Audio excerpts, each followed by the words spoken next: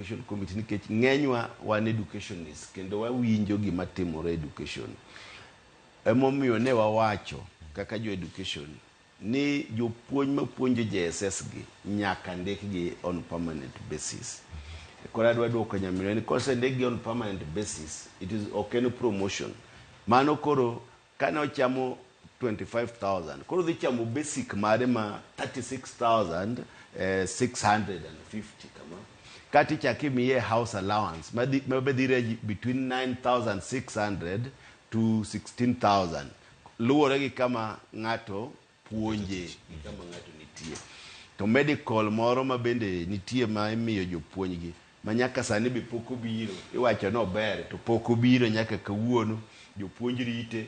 An kana japuonj ne ok atiyo kata kod odiochieng' achiel nikech kidhi tidwa koni ni riti itim confirmation seche 5 tichiegni tho. Omiyo ma be iwacho ni jopuonj go koro dhi yudo medical cover to gi traveling allowance gi gik machalo kamano. Omiyo jok ma nie intern sani kodhi ondik gi dwe mar 7 koro gidhi bedo jok ma P&P salary gidhi medore to gi benefits moko be gidhi yudo. To wach mwawacho ni jomoko nigi higher grades to gipuonjo class 1 to 6 ka. Joka ka bedo deployed gionge gi monetary implication. Tiene ni ok dhi mer gi omuom ahinya nikech pod gin mana kama ginitiere cha. En mana deployment.